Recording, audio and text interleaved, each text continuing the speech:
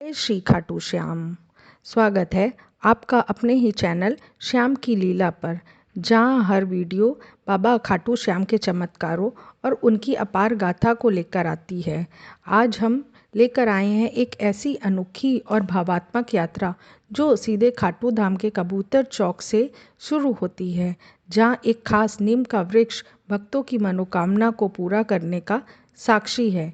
इस वीडियो में आप सुनेंगे एक भक्त की कहानी जिन्होंने बाबा के शरण में अपनी अरदास लगाई और उनकी कृपा से अपने जीवन में नई दिशा पाई। यकीन मानिए, यह कहानी आपके रोंगटे खड़े कर देगी।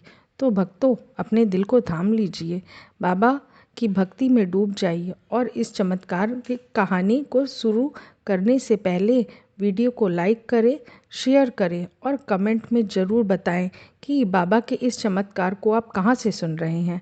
अगर आप हमारे चैनल पर नए हैं तो चैनल को अभी सब्सक्राइब करें और बेल आइकन दबाना ना भूलें, ताकि बाबा की हर कहानी आपके दिल तक सबसे पहले पहुँचे। चलिए बाबा का नाम लेकर शुरू करते हैं इस दिल को छू देने वाली कहानी को। जय श्री श्याम।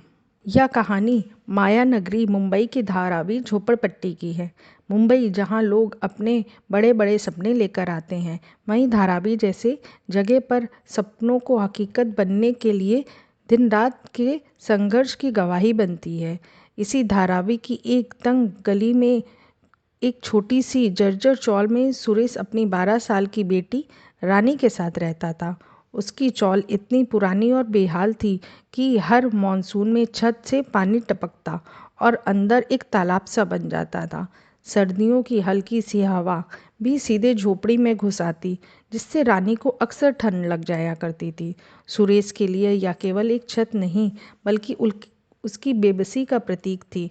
लगभग 10 साल पहले एक भयानक सड़क हादसे में सुरेश की दुनिया उजड़ गई थी। उसकी पत्नी, जो उसके सबसे बड़ी हिम्मत थी, उसे हमेशा के लिए छोड़कर चली गई थी।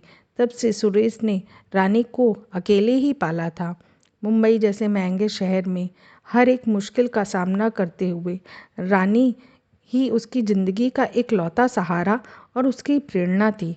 सुरेश दिन भर मुंबई की अलग अलग इमारतों, पोस्ट सोसाइटियों और कभी कभी शॉपिंग मॉल्स में सिक्योरिटी गार्ड का काम करता था। उसकी शिफ्ट कभी 12 घंटे दिन की होती तो कभी उसे पूरी रात जागकर अपनी ड्यूटी निभानी पड़ती थी। उसकी कमाई मुंबई जैसे शहर के लिए बेहद कम थी। मुश्किल से 300 से 400 रुपये रोज की कमाई में उसे 2 वक्त की रोटी का जुगाड़ करना पड़ता था, झोपड़ी का किराया देना और रानी की सरकारी स्कूल की मामूली फीस भरना पड़ता था। अक्सर उससे खाने में अपने कटौती करनी पड़ती थी, ताकि रानी को पेट भर भोजन मिल सके और उसकी पढ़ाई न रुके।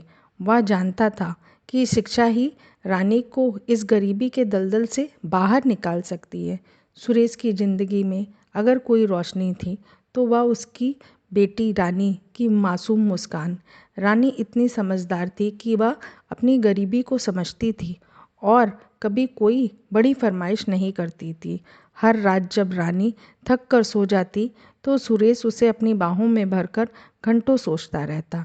काश मेरी बेटी को मुंबई की इस भीड़ और गरीबी से दूर एक पक्का मकान मिल सके, जहां वो बिना डरे सो सके, जहां उसे हर सुविधा मिले, जहां उसका बचपन खुशियों से भरा हो। पिछले 15 सालों से यह एक पक्के घर का सपना सुरेश की आंखों में बसा था। धारावी की तंग गलियों और बदबू से दूर एक ऐसी जगह जहां मुंबई की बारिश में छत न टपके और सर्दी में ठंड न सताए। लेकिन उसकी मामूली कमाई और मुंबई की आसमान छूती कीमतों के बीच यह सपना उसे अक्सर एक असंभव ख्वाब सा लगता था। फिर भी सुरेश ने कभी हिम्मत नहीं हारी, कभी टूटा नहीं। वह हमेशा अपने आप से और रानी से कहता, हमारे पास भले ही बड़ा बैंक बैलेंस ना हो, लेकिन मेहनत, ईमानदारी और भगवान हमारे साथ हैं। वह एक दिन हमारा सपना ज़रूर पूरा करेंगे। यह बात उसे हर मुश्किल में आगे बढ़ने की प्रेरणा देती। सुरेश मुंबई में कई जगहों पर सिक्योरिटी गार्ड का काम करता था, लेकिन जुहू स्थित शर्मा जी का परिवार में आलीशान बंगले के लिए उसका खास था। शर्मा जी का नाम अशोक शर्मा था। मुंबई में एक जाने माने और सफल बिल्डर थे। वह और उनकी पत्नी मधु सच्चे श्याम भक्त थे। उनका विशाल बंगला किसी महल से कम नहीं था और उसके कोने में एक छोटा सा लेकिन बेहद भव्य मंदिर था, जहां बाबा खाटू श्याम की सुंदर और जीवंत मूर्ति स्थापित थी। हर सुबह मधु दीदी खुद हाथों से दिया जलाती, ताजे फूल से मंदिर सजाती और बाबा के भजन पूरे बंगले में गूंजते। हारे का सहारा, खाटू श्याम हमारा। उनकी भक्ति इतनी गहरी थी कि सुरेश भी उनसे प्रभावित हुए बिना नहीं रह पाता था। सुरेश को शर्मा परिवार के बंगले में अक्सर रात की शिफ्ट में काम करने को मिलता था। उसे वहाँ काम करना बेहद पसंद था, क्योंकि वहाँ का माहौल धारावी की भीड़-भाड़ और शोरगुल से बिल्कुल अलग, बेहद शांतिपूर्ण और भक्तिमय था, जो उसे दिन भर की थकान के बाद एक अनोखा सुकून देती थी। मधु दीदी अक्सर सुरेश से बातें करती और उसे प्रोत्साहन देती थीं। वे उसकी ईमानदारी, लगन और अपनी बेटी के प्रति उसका अटूट प्रेम से बहुत ज़्यादा प्रभावित थीं। वे जानती थीं कि सुरेश दिल का बहुत ही अच्छा आदमी है। एक दिन जब सुरेश अपनी रात की शिफ्ट करके घर जाने की तैयारी कर रहा था, मधु दीदी ने उसे रोका। उनके चेहरे पर एक विशेष चमक थी। उन्होंने सुरेश से कहा, सुरेश, इस बार हम खाटू श्याम मंदिर जा रहे हैं और हम चाहते हैं कि तुम भी हमारे साथ चलो। बाबा का दरबार ऐसा है जहाँ हर भक्त की मनोकामना पूरी होती है। वहाँ जाकर तुझे निश्चित रूप से मानसिक शांति मिलेगी और मैं पूरी तरह से जानती हूँ कि तुम्हारी सारी मुश्किल वहीं पे जाके दूर होगी। सुरेश पहले तो हिचकिचाया। मुंबई से खाटू श्याम तक का सफ़र बहुत महंगा था और उसके पास इतने पैसे भी नहीं थे। उससे डर था कि अगर वह काम छोड़कर गया तो उसकी छोटी सी कमाई भी रुक जाएगी और रानी के खाने पीने का क्या होगा। उसकी आंखों में चिंता साफ झलक रही थी। लेकिन अशोक शर्मा जी, उन्होंने सुरेश की परेशानी भांप ली थी।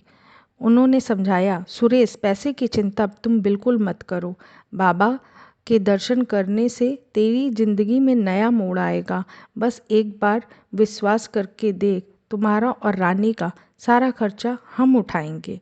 सुरेश के लिए यह एक बहुत बड़ा प्रस्ताव था। उसे वह ठुकराना नहीं चाहता था। सुरेश ने हिम्मत जुटाई। उसने अपनी बेटी रानी को पड़ोस की भरोसेमंद चाची के पास छोड़ा, जिन्हें उसने पहले ही सारी बात बता दी थी, और फिर सुरेश शर्मा परिवार के साथ खाटू श्याम मंदिर के लिए निकल पड़ा। मुंबई से खाटू तक का यह सुरेश की ज़िंदगी का पहला इतना बड़ा और लंबा और धार्मिक सफ़र था। रास्ते में मधु दीदी ने उसे बाबा की महिमा और उनके चमत्कारों के बारे में विस्तार से बताया। सुरेश, बाबा श्याम को भगवान श्री कृष्ण ने यह विशेष वरदान दिया था कि कलयुग में उनका दरबार ऐसा होगा जहाँ हर हारा हुआ, निराश और दुखी इंसान अपनी तकदीर बदल सकता है। सच्चे मन से जो भी वहाँ जाता है, बाबा उसकी पुकार जरूर सुनते हैं और उसे कभी खाली हाथ नहीं लौटाते। सुरेश मंत्रमुग्ध होकर सुनता रहा। उसके दिल में एक नई उम्मीद और विश्वास की लौ जग रही थी। कई घंटों के सफ़र के बाद जब वो अंत में खाटू श्याम मंदिर पहुँचे तो सुरेश की आंखें बाबा के भव्य दर्शन से चकाचौंध हो गईं। मंदिर का विशाल और भव्य द्वार, भक्तों की अथाह भक्ति में डूबी हुई भीड़ जो बाबा के जयकारे लगा रही थी, और बाबा की मूर्ति का अद्भुत तेज और अलौकिक दिव्यता, सब कुछ उसे किसी स्वर्गलोक सा लग रहा था। मुंबई की भाग दौड़ भरी जिंदगी से दूर यह एक अलग ही शांतिपूर्ण और आध्यात्मिक दुनिया थी। बाबा की मूर्ति को देखते ही सुरेश की आंखें अपने आप नम हो गईं। उसके मन में सारा बोझ और चिंताएं छूमंतर हो गईं, जैसे कोई अदृश्य शक्ति उसे सहारा दे रही हो। मधु दीदी ने बताया, सुरेश, यहाँ लोग अपनी मनोकामना के लिए रुमाल में गांठ बांधते हैं। तू भी अपनी सबसे बड़ी अर्जी बाबा के सामने रख। और हाँ सुरेश, मधु दीदी ने एक गंभीर स्वर में आगे कहा, एक बहुत महत्वपूर्ण बात, मंदिर प्रांगण में कबूतर चौक के पास एक बहुत पुराना और पवित्र नीम का वृक्ष है। सदियों से ऐसी मान्यता है कि उस नीम के वृक्ष के नीचे सच्चे मन से लगाई गई हर अरदास बाबा श्याम तक सीधे पहुंचती है और वह काम जरूर बनाते हैं, चाहे वह कितना भी असंभव क्यों ना हो। तू सबसे बड़ी मनोकामना की अरदास वहां पर जरूर लगाना। मधु दीदी की बात सुनकर सुरेश के मन में एक नई आशा जगी। सबसे पहले कबूतर चौक पर उस विशाल और प्राचीन नीम के वृक्ष के नीचे जाकर श्रद्धापूर्वक नतमस्तक हुआ। उसकी आंखों में आंसू थे जो उसकी 15 सालों के संघर्ष और पुराने सपनों को बयां कर रहे थे। उसकी पूरी श्रद्धा और एकाग्रता से अपनी अरदास लगाई। बाबा, मैंने सालों से मेरी बेटी रानी के लिए एक पक्के घर का सपना देखा है। मुंबई में एक छोटा सा घर जहां वह सुकून से रह सके, जहां उसे कभी किसी चीज़ की कमी ना हो, जहां उसका भविष्य सुरक्षित हो। बाबा, मेरी रानी को एक ऐसा घर दे दो। मैं आपकी शरण में आया हूँ। उसने रुमाल में गांठ बांध ली और उसे बाबा के मंदिर में मूर्ति के पास श्रद्धापूर्वक रख दिया। उसकी आंखों में आंसू थे, लेकिन दिल में एक अद्भुत शांति थी, जैसे बाबा ने उसकी पुकार सचमुच सुन ली हो। मंदिर में सुरेश ने श्याम कुंड में पवित्र स्नान भी किया। स्नान करते ही उसे महसूस हुआ कि उसके मन का सारा बोझ हल्का हो गया, जैसे सालों से जमा सारी नकारात्मक ऊर्जा धुल गई हो। वह बाबा के सामने घंटों तक शांत बैठा रहा, मंदिर में गूंजते मधुर भजन सुनते और मधु दीदी के साथ जोर जोर से जय श्री श्याम के जयकारे लगाए। जब वह मुंबई लौटा तो उसके मन में एक नया जोश, एक अद्भुत साहस और बाबा के प्रति एक अटूट विश्वास था। उसे अब पूरा यकीन हो गया था कि बाबा उसकी मदद जरूर करेंगे, बस उसे अपनी मेहनत और लगन जारी रखनी होगा। मुंबई पहुंचने के बाद सुरेश अपनी पुरानी दिनचर्या में लौट आया, लेकिन उसके भीतर एक नई चिंगारी जल चुकी थी। खाटू श्याम के दर्शन के बाद उसके मन में एक नया आत्मविश्वास आ गया था। एक शाम अशोक शर्मा जी ने सुरेश से कहा, सुरेश, तुम मेहनती और जुझारू हो। मुंबई में रोजगार के कई अवसर हैं। मुझे लगता है तुम्हें सिक्योरिटी गार्ड की नौकरी छोड़कर कुछ अपना शुरू करना चाहिए। क्यों न तुम एक ऑटो रिक्शा चलाना शुरू करो। मुंबई में ऑटो की बहुत ज़्यादा डिमांड है और लोग अपनी सवारी के लिए ऑटो पसंद करते हैं। इससे तुम्हें सिक्योरिटी गार्ड से कई गुना अच्छी कमाई हो सकती है और तुम अपने मालिक खुद बनोगे। मधु दीदी ने भी हौसला बढ़ाया, सुरेश, तू कोशिश करके देख, बाबा तेरे साथ हैं, वह तुझे कभी निराश नहीं करेंगे। यह बाबा का ही संकेत है। सुरेश को यह विचार थोड़ा अजीब सा लगा। उसने सोचा, मैं तो एक साधारण सिक्योरिटी गार्ड हूँ, मैं ऑटो रिक्शा कैसे खरीदूंगा और मुझे कौन चलाने देगा। इसके लिए लाइसेंस, पैसे और सबसे बढ़कर मुंबई की सड़कों पर ऑटो चलाने का अनुभव, यह सब कहाँ से आएगा।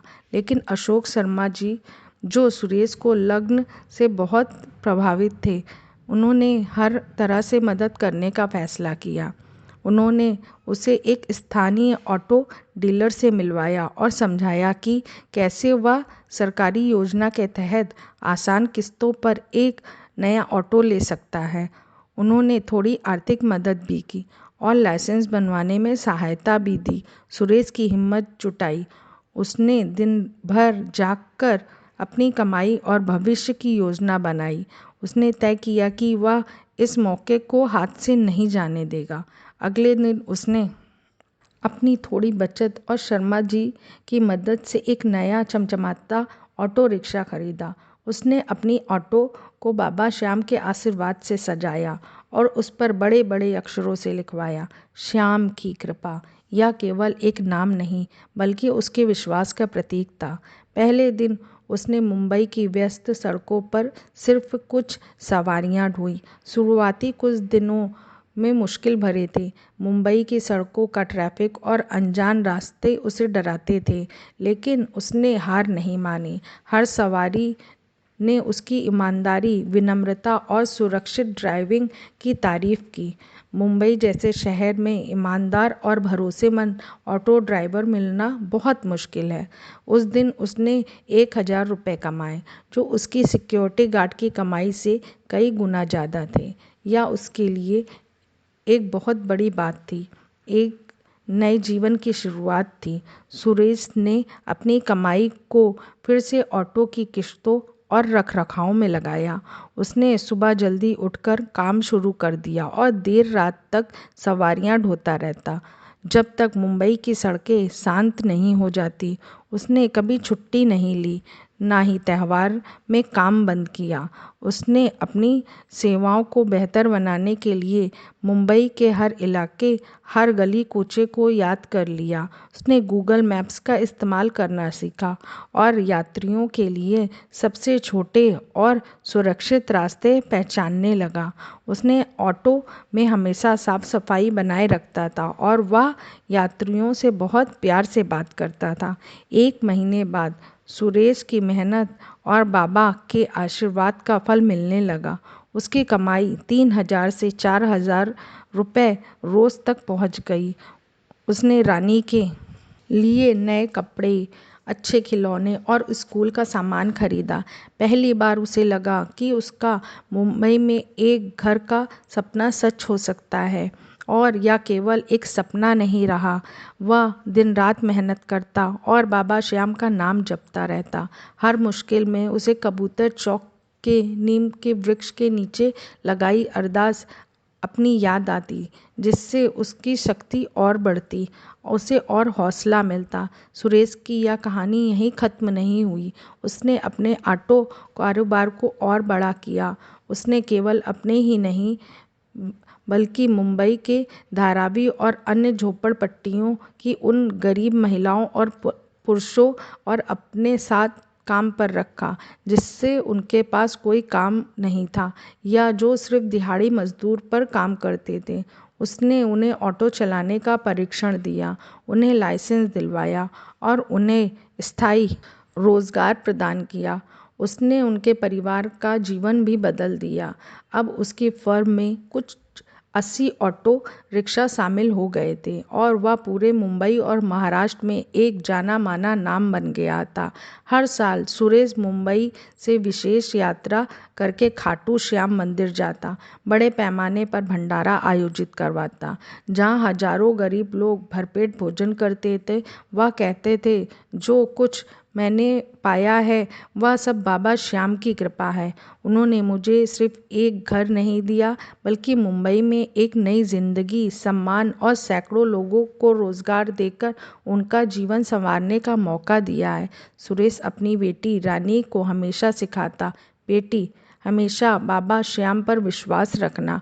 वह हर उस इंसान के साथ है जो मेहनत और सच्चाई से अपनी ज़िंदगी बनाता है, कभी हार नहीं मानता और हमेशा दूसरों की मदद करता है। एक बार जब सुरेश खाटू श्याम मंदिर में भंडारा कर रहा था, एक बुजुर्ग भक्त ने उससे पूछा, सुरेश, तुम मुंबई जैसे शहर में इतनी विपरीत परिस्थितियों में भी इतना कुछ कैसे हासिल कर पाए हो?